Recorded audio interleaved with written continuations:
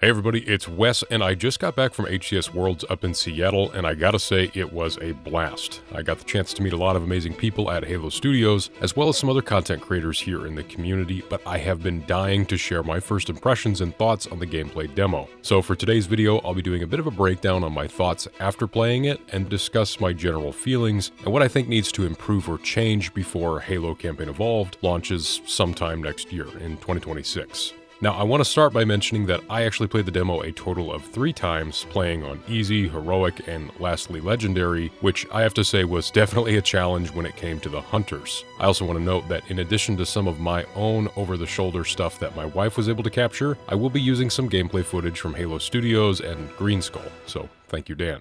When I first picked up the controller, I was immediately impressed with the level of quality in the cinematics and the general gameplay. The water especially was absolutely stunning, and the lighting in some of the Forerunner interiors was really well done.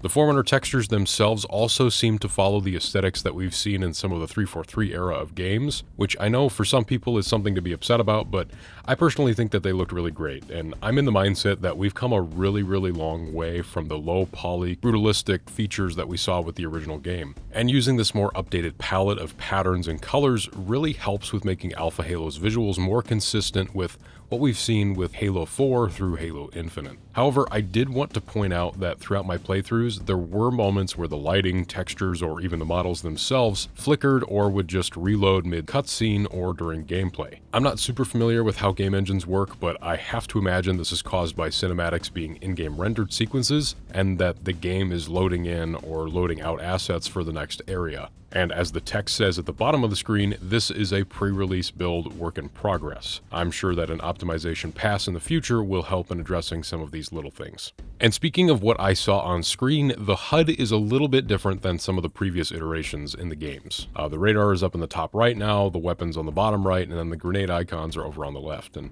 overall, I felt like this was kind of an interesting choice placement-wise, but according to what I've heard some other people say, you'll be able to adjust where exactly these different elements are in the full launch of the game, so cool. But if you look to the top of the screen, you'll also notice that there is a shield bar and then a smaller bar beneath it, which represents your health. And just like the shield bar, when you take damage, this will regenerate over time. Now, this is very different from the original game where you would need to look around and find health packs to regenerate health. And I can't really say I'm a huge fan of this change, as I think one of the things that really made the original game interesting was going into these encounters with a bit more of a calculated and cautious approach. You know, having to be smart about charging into battle and strategically working your way through enemies when you only have a sliver of health to work with. I bet that this decision was made to accommodate a newer generation of players who've never really had to experience this kind of gameplay, or to help with being stuck at certain encounters for long periods of time, as most Halo games past Halo 3 don't even use this system. But to me, I would hope that they would reconsider this and bring the health pack back in. But going back to graphics, and more precisely the models, I'm sort of torn on this whole debate on whether or not it's a bad decision for Halo Studios to just reuse assets, which is exactly the same controversy that we saw with the 2011 remaster of Combat Evolved. At that time, they had opted to just reuse the model assets from Halo Reach and Halo 3, which ended up coming off as just kind of lazy, and in some cases just didn't really work or look good. And that same criticism is now developing again with this Campaign Evolved remake, where we're seeing that again they're just reusing models. In this case, pulling from the Halo Infinite catalog and potentially even the Halo 5 rec weapons. I'm not entirely sure about that, but the reason that I say that I'm torn on this is because personally I really love the design overhaul that we saw going into Halo Infinite, being of course heavily influenced by the Reach era of Halo. But with that said, I don't think that I want to see these models simply ported into the engine, because as they are, they don't really reflect what we need to be seeing from this point in Halo's history. Like, if they want to reestablish what we should expect moving forward when it comes to, these designs, that's one thing, and I suppose I'm open to that, but I don't want them to completely remove or change some of those key design elements of some of the enemies and friendly units that we've come to know and love. Whether it be the little green eyepiece on the Marines, or now using the Posu Gil-Ka pattern Needler, specifically deployed and used by the Banished during the Zeta Halo conflict, rather than the Type 35. I think that most of the Banished Sangheili armor could work, but when you look at individual models like the Sangheili Miner's shoulder, that should be kind of remade more into a rounded shoulder pad like we saw in Halo CE, Halo 3, etc. Now, in all fairness to Halo Studios, this is not the finished game, and these models could just be acting as placeholders from an earlier point in the game's development while they were just trying to visualize things in this new engine. And criticism on the accuracy of these models aside, I just have to say that I think the models look fantastic in these new environments. And more specifically, like when it comes to Master Chief's Mark V armor, which looks like it's just the model ported from the Halo Infinite store, hell, I don't care, keep it, and don't worry about touch-ups because it already looks amazing. Otherwise, in terms of the gameplay and vehicles, I'm actually really liking where things are at, and as you may know, the game will also support cross-platform 4-player co-op, and to accommodate a full party, they're even adding an extra seat on the rear bumper of the Warthog. I didn't get to test this in the demo as it was just a solo playthrough, but from the project deep dive, we actually got to see this in action. There's also going to be some other big changes and additions like vehicle hijacking, the ability to pilot a Wraith, dozens of new skulls, 3 new campaign missions, being prequel missions featuring Sergeant Johnson, and 9 weapons that were not wieldable in the original game. Of those 9, there have only been a few confirmed, being the Energy Sword, Battle Rifle, Needle Rifle, Fuel Rod Cannon, and Sentinel Beam. Now, that means that there are 4 other weapons that have not been announced, and could really be anything from the UNSC, Forerunner, or even Covenant Arsenal.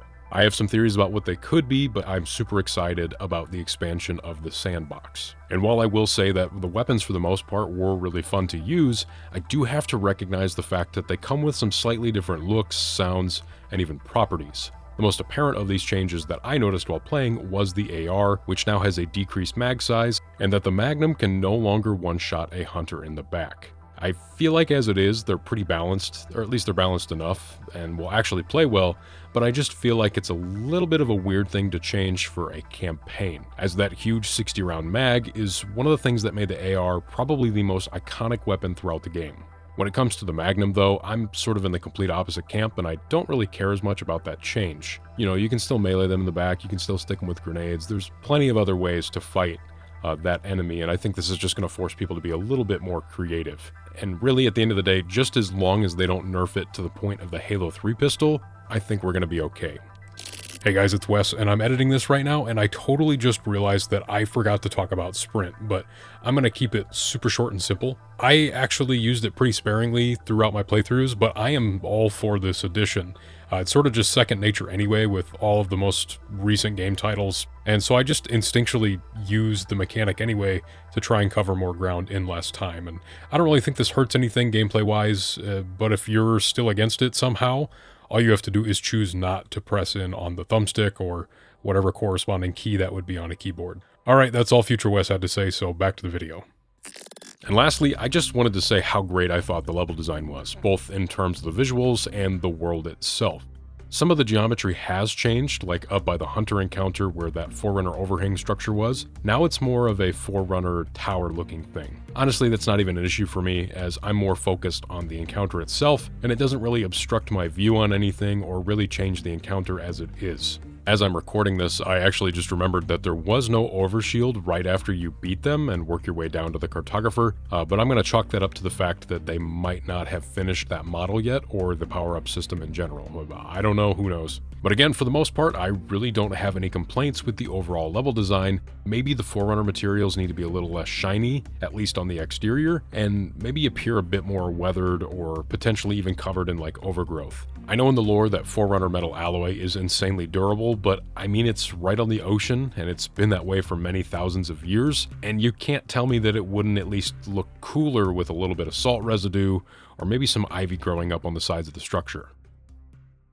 Alright, now those were all of the notes that I took on the plane ride back from Seattle. I'm very happy with the visuals, and the move to Unreal was definitely a step in the right direction. I have some big expectations for what comes next, and I hope in some way my feedback and that of the rest of the communities really does get addressed in some way.